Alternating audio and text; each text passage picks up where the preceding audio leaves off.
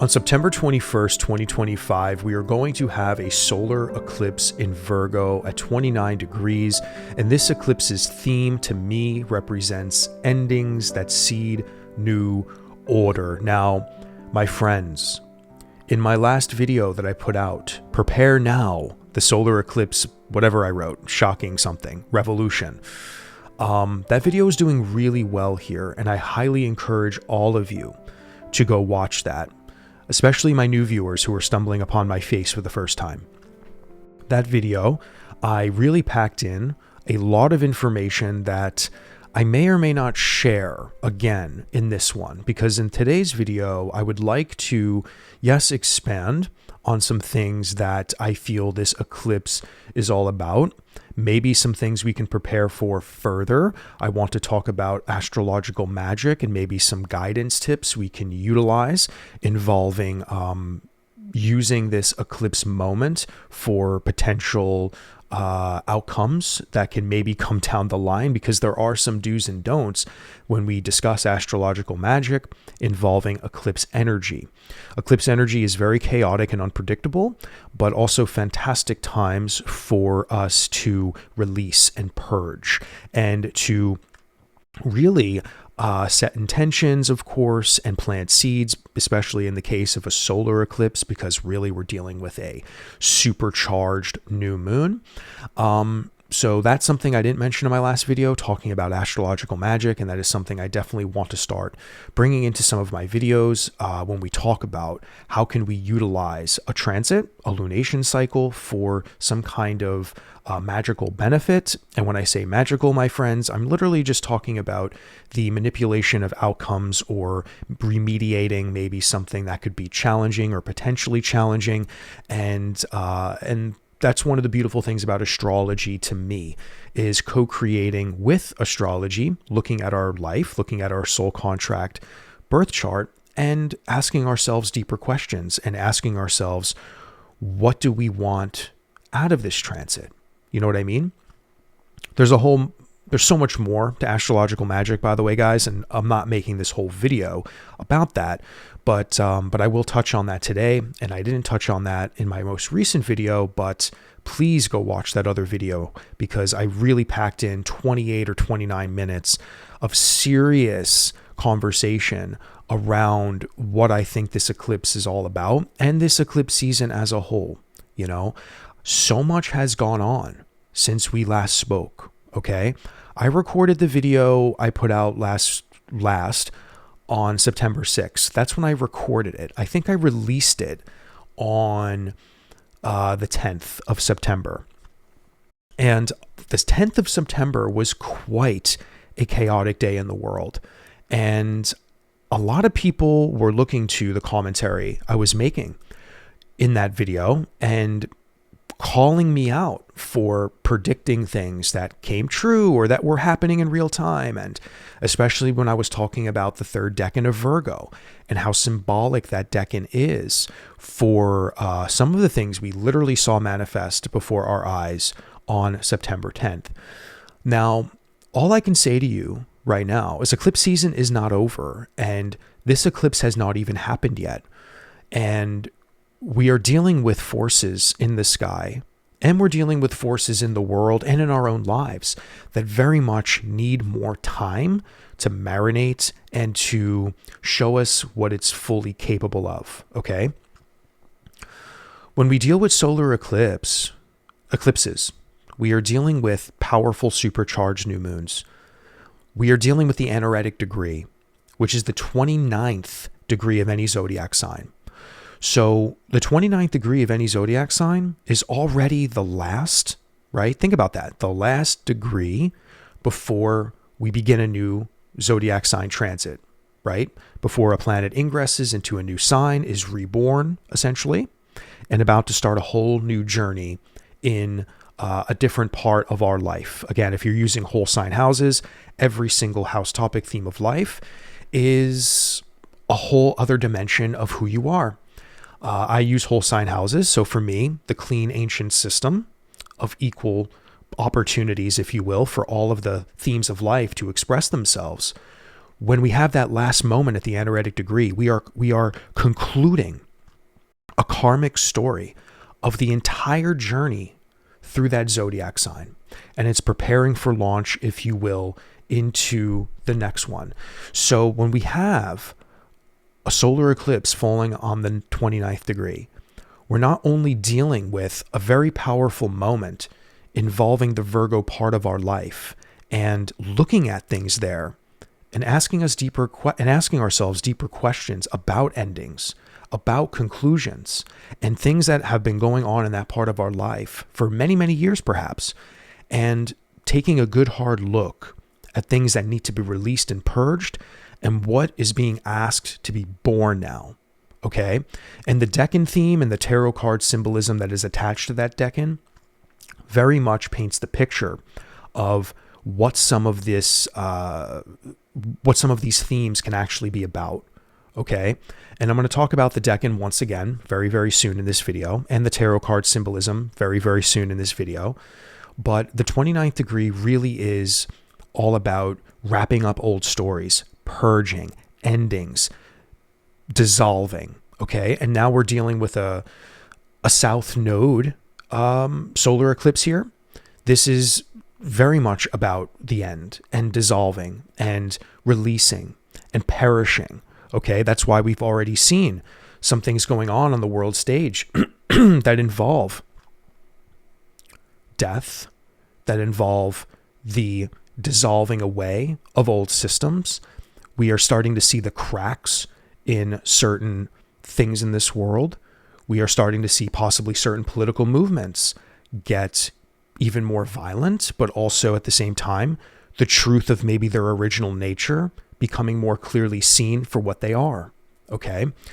Now, I'm definitely not going to talk too deeply about politics because I'm not a political astrologer, guys. I just will share what I see sometimes in the collective energy. I will do my best to observe things objectively, of course. I am a human being, and occasionally, sometimes a zinger will come out here or there. And I know some of you don't care when I do that. But when I say zinger, I just mean like, you can obviously maybe see some of my dispassion or just disgust maybe for both sides of the aisle at times. But right now, we're definitely living in a moment where, the darkest of the dark is coming to the surface. And some of the biggest problems that we have in the world are also in focus. And that includes both political parties, my friends, and both of them are under a massive rebrand and reconstruction right now. As much as some people think that they're winning on one side or not winning on the other side. But that all being said, when it also comes to our lives, okay, we're dealing with what are you building that will last beyond you? And if you watched my other video, you know exactly what I'm talking about potentially when I say that, because this last Decan of Virgo, very much involving things that can be standing the test of time, legacy. Okay.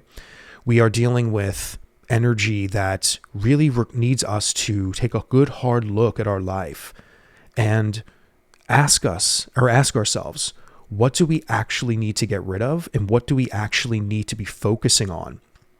And be slowly building with time and patience a new vision of something that will ultimately lead us to the legacies that we are meant to live. Okay. Now, Saturn is one of the most major forces in the sky right now that involve why we are seeing so much of the sobering going on. Okay. We had a political assassination. We have people from all sides of the aisle with very different reactions to this. Some people are absolutely celebrating it. Some people are absolutely loathing the fact that people are celebrating it. Some people can't see past the idea that someone died in front of their eyes. And some people are ignorant to the fact that so many people die all the time. And we are dealing with a moment in time where Saturn is making everybody face the truth of reality, the truth that there are people out there that will celebrate the death of someone, and that there are people out there that are extremely ignorant to death that happens all the time from the same acts of violence. And again, when I say those words, I'm not saying that in favor of one side or the other. But what I am saying is that Saturn is bringing us into a place right now where being sober around what is actually happening is what is going on.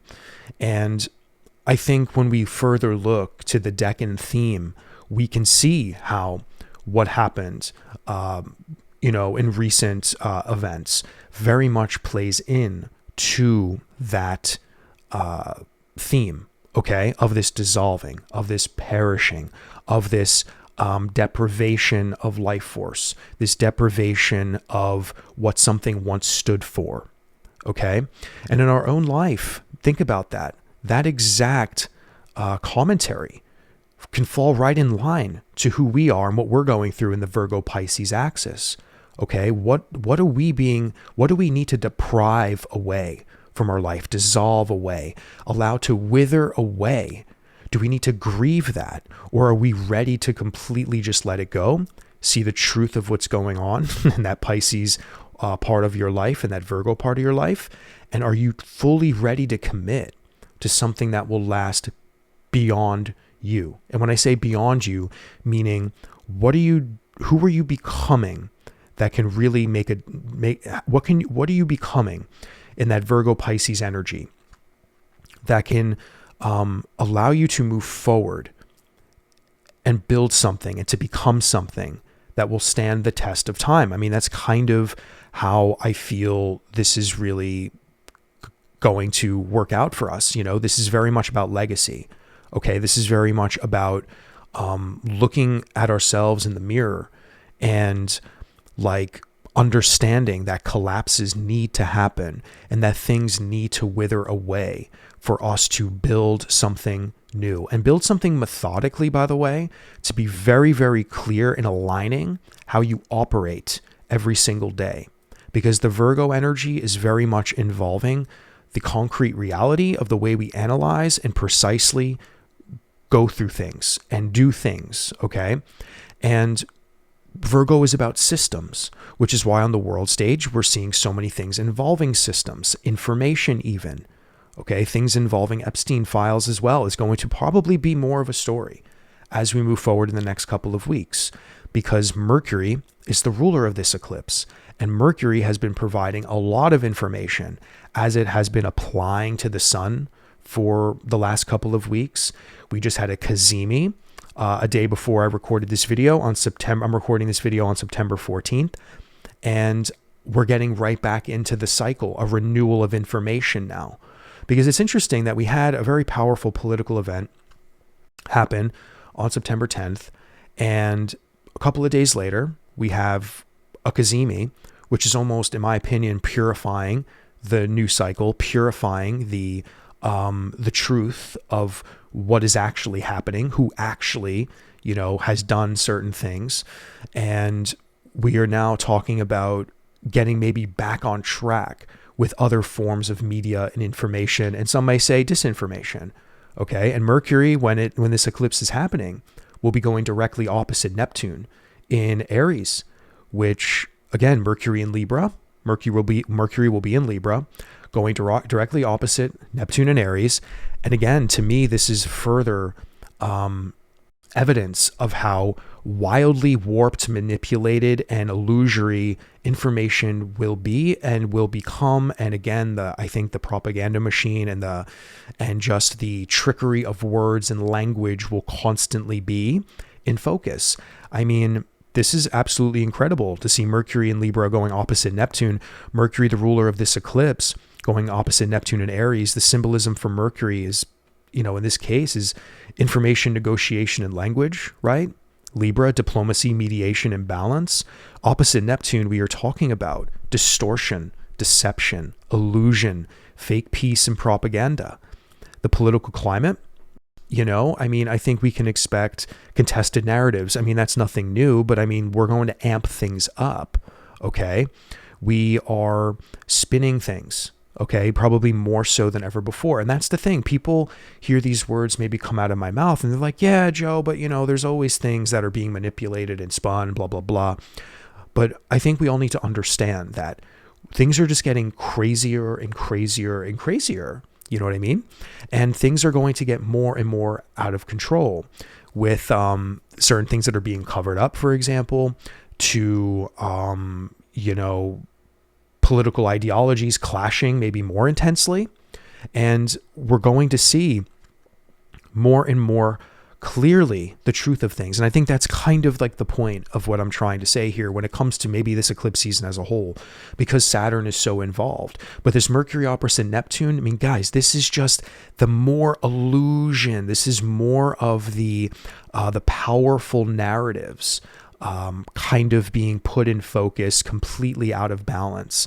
And more people, I think, waking up to the fact of that. And I've been saying that since the winter, by the way, guys. I kept telling you from January, February, March, I said, just wait. I said, parts of like the MAGA movement, for example, are going to see more and more of the truth behind the actual leadership and power, like what their true intentions are for their own globalist and their own corrupt desires, And I think more and more of the Epstein stuff and more possibly around Kirk's assassination recently, we're going to see more and more of this rhetoric and more of this understanding on the MAGA side, for example, that the person who in fact did assassinate Mr. Kirk, that he was more extreme than he was, and that this is really like gang on gang violence. You know what I mean?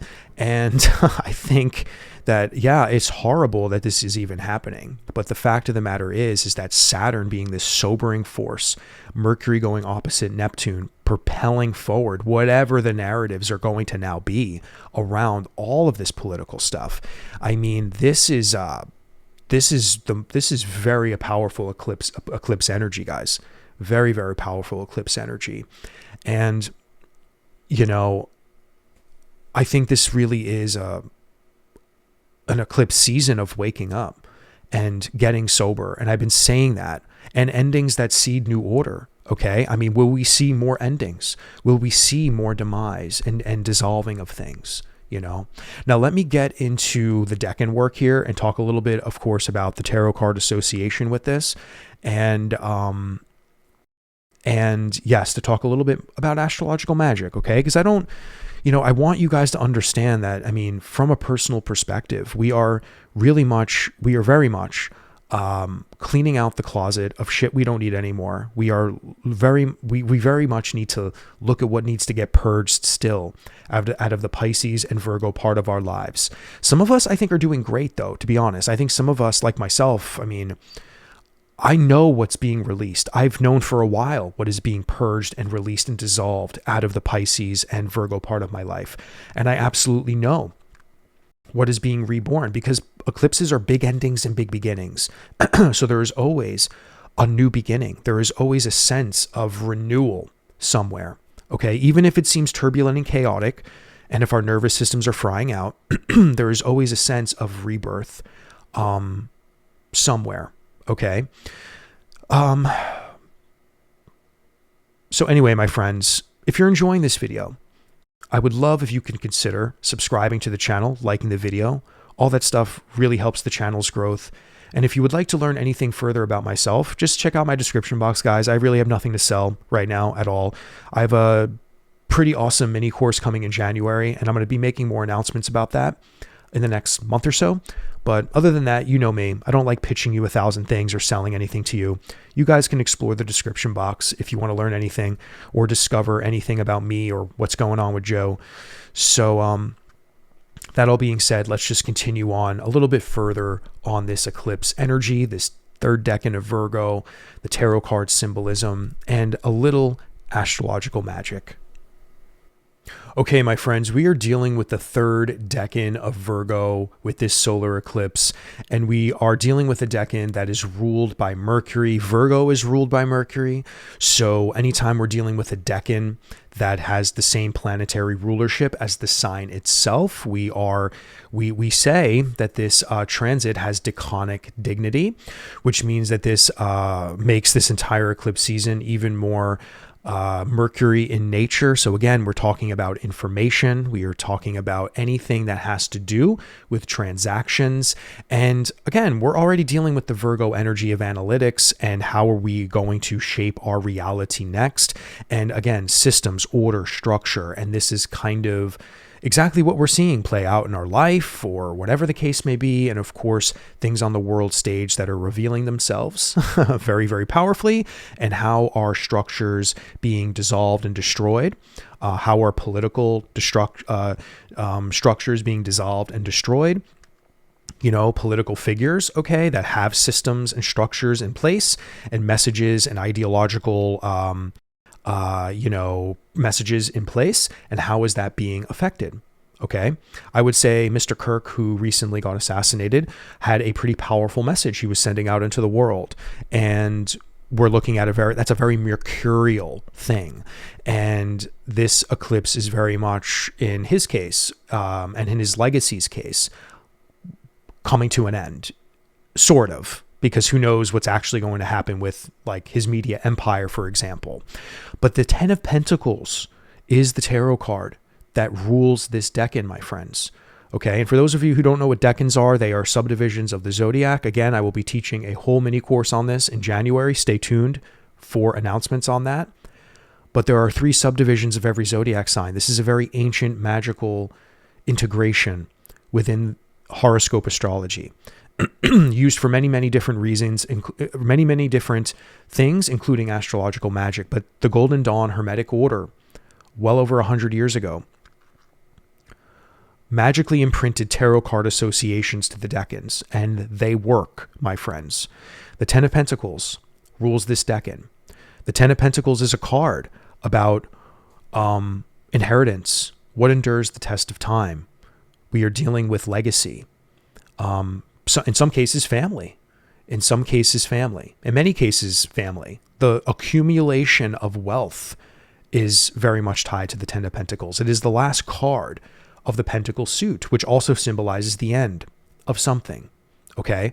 So the 10 of Pentacles is a card that could not be more front and center for so many things. And in our own life, again, that's why I keep telling you guys or asking you guys, what legacy do you want to leave behind? What are you going to build for yourself that can provide you wealth? And I'm not just talking about money. I'm talking about the wealth of just being fulfilled. Okay? Because we need to collapse and get sober on the reality of things that have been in our past, that have come already. What do we need to leave behind, and what do we need to move forward in so we can really take those proper steps to build something really, really important for ourselves, something very, very powerful. What are you building that lasts beyond you? Now, on the world stage, guys, this could not be more clear for things involving legacy, for things involving long-term stability, family continuity. And the eclipse hasn't even happened yet at the time of me recording this video.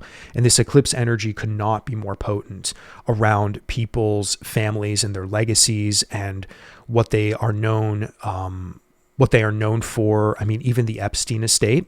Okay, think about that. A legacy of a man, and we have an estate that has information that is very, very important for the truth to come out in some things. So again, that 10 of Pentacles activated in the Epstein story. We have the 10 of Pentacles activated in the Kirk story. Okay, he built a media empire. Who's going to take over? What's going to happen? Is his assassination going to be a continuing of some MAGA ideology? You know, whatever the case may be. The realization that someone more extreme than him and what MAGA even stands for was the reason he is no longer here. Okay. And we are dealing with Neptune and Aries with the Mercury going opposite. And we are dealing with Neptune being in Aries. The last time it was in Aries was when we had the Civil War. So the Neptune and Aries activation is always going to, in my opinion, I'm very much continuing to track how the Civil War energy plays out, involving just the future of America, quite frankly. And I do apologize for talking about so much going on in the world, guys, but I feel a lot of you are hungry for some of my delineations with all of this, and it's so powerful, and eclipse season is unavoidable for things that go on in the world. But I really always want to bring it home, like how important this is affecting us too, you know, because again, I feel how this is affecting my life. I feel I've been put in a position right now in that part of my life, and I'm very blessed where I can really start building something that will stand the test of time in my life. And it's a beautiful manifestation and evolution in my life that 10 of Pentacles energy is showing up, not as wealth and money, necessarily, but it's more about, wow, I feel I'm finally laying down the bricks leading up to the front door of my home that will be my forever home, if you will.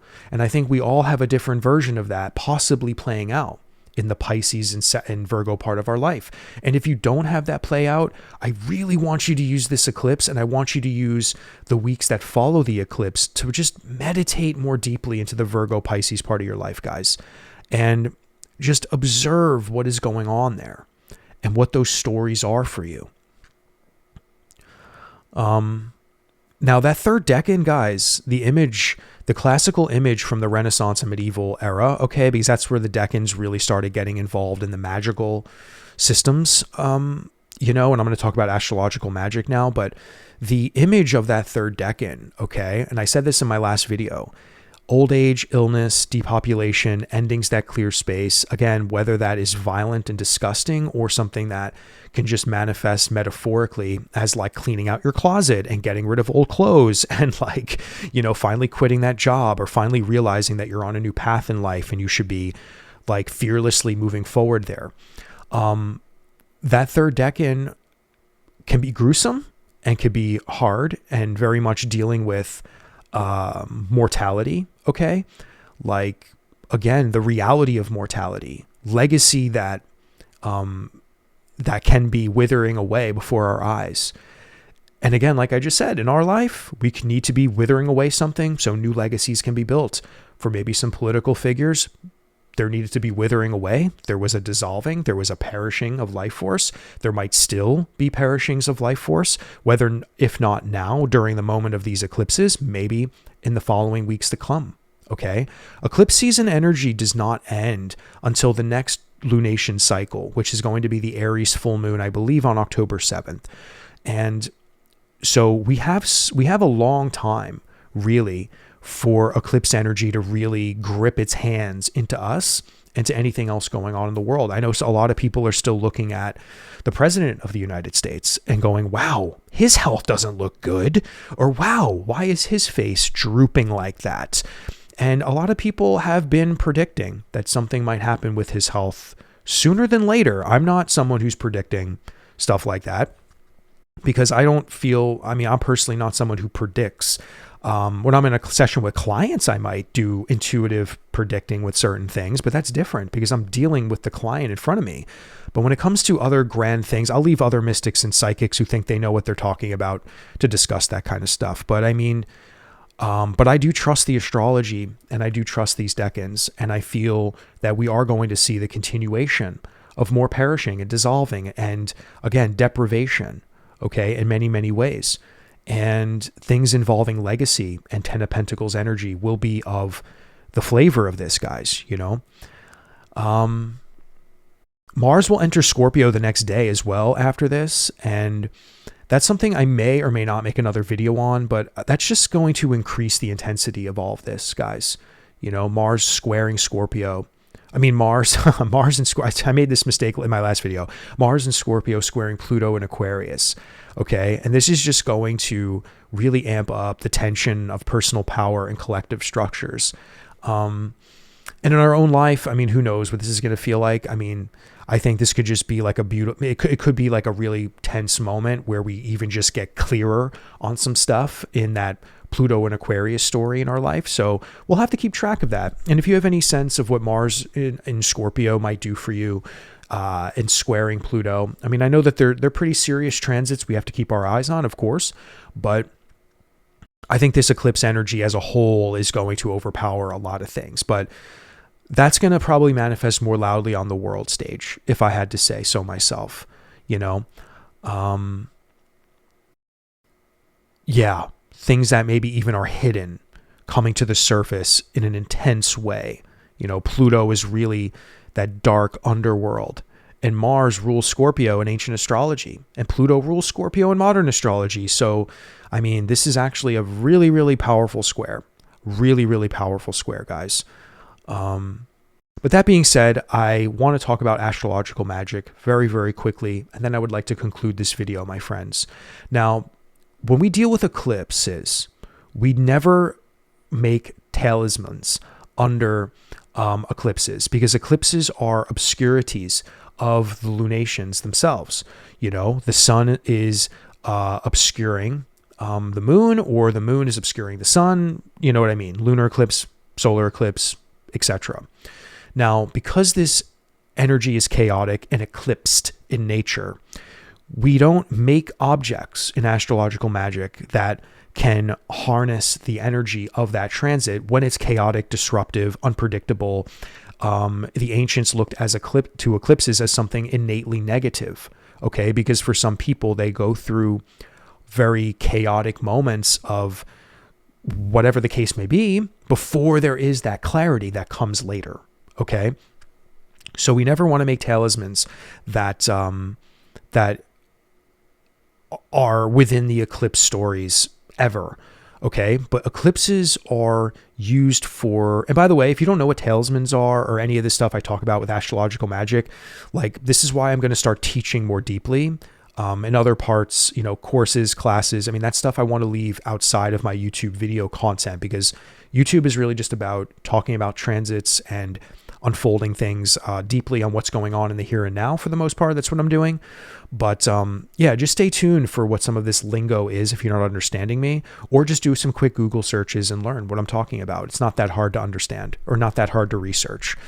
But we don't use eclipses. What we do use eclipses for are cleansing, okay?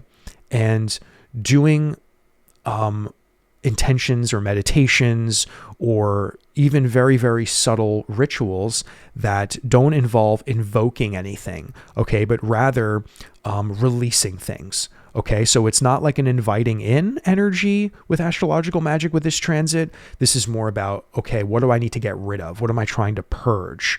Okay, so purification and cleansing with Virgo, we are dealing with maybe cleaning up stuff, cleaning up spaces, you know, literally getting in the nitty gritty of things and being Virgo-like. Clean up your room, clean up your house, clean up something, okay? Maybe salt and rosemary baths might be helpful for anyone who likes to soak in anything, okay? That could be really, really good. Rosemary is great for purification and clarity. Sage, obviously, is just good for everything. So, I mean, that's not really anything out of the blue to recommend maybe saging some stuff. Wheat and barley, Virgo's agricultural tie. That's something kind of interesting. And maybe you can get some of that. Sprinkle some in your yard, or do whatever you want with it. Put it on your altar. Pull the 10 of Pentacles card. That is something I've mentioned in my last video, to literally use the tarot cards as a part of the meditating and a part of some kind of symbolic consecration, even though you're not consecrating anything during eclipses, because they are too unpredictable and chaotic of energies. As we move, as the days and maybe the first week passes after this eclipse, then I feel you can maybe start making a talisman, if you would like, around Mercury and Mercury's story and what Mercury means to you, okay? And again, everybody's astrological, magical intentions and purposes are different, so it's very hard for me to be here and tell you exactly what to do. But Only you know if some of these transits are more afflicting or more supportive. And that is kind of how we would tailor and orchestrate and construct a particular object for astrological magic, for our own personal needs and our own personal desires and intentions. So, I mean, my main takeaway, guys, is to understand this is a purging and a releasing energy, and that you should really all have an altar, I believe. I think everybody should have some kind of a sacred prayer corner, altar space where you can have some of your sacred items or put some of this stuff on that you can see every day. Okay, so you can see the 10 of Pentacles laid out before you. So you can see maybe that sprinkled barley if you want to go forth and maybe do some of that, and just like acknowledge the eclipse in itself, not invoke any planetary spirits or anything that that you want necessarily. Okay, so this is more about releasing. That's the big takeaway with this in astrological magic, my friends. Okay, eclipses are powerful for banishing, because we are dealing with the big endings that bring the big beginnings at a future date. You know what I mean? Even though we might have a sense of what that new beginning is, it's not necessarily loud in our face, because the new beginning we just sense is going to take time to manifest. And that's what I really want all of you to understand. Even some of the clients I've had recently, people are like, nothing is changing in my life. I don't feel that new beginning. And I'm like, well, because eclipses they can be very obscured. We don't see them yet sometimes. Sometimes we can, right? Sometimes we can, because the karma has been accumulating and been working on things for a long time. But sometimes we don't know what's going to happen, okay? Hence some of the political things that have been going on the world stage. Things that are just happening, okay? That are very, very shocking and abrupt. And Saturn, because we are dealing with that sobering force, you know, that is what's shaking the world right now, and possibly even your own life too, guys. I mean, tell me stories. Tell me what's going on with you and your Saturn re-ingress back into Pisces, and tell me if anything is really like happening to you that's really sobering and really, really making you realize of the commitment and discipline you now need to put into the world, in order to, I don't know, embark into a new dimension of your existence. All right, my friends. Well, I think that's all for this video. Astrology is as complex as it sounds sometimes, and it really does take a lifetime or many lifetimes of study in order to maybe truly grasp some of this stuff. So I always hope that what I say provides insight and clarity in some way, shape, or form. But anyway, my friends, I hope you enjoyed this video, and I will see you in the next one.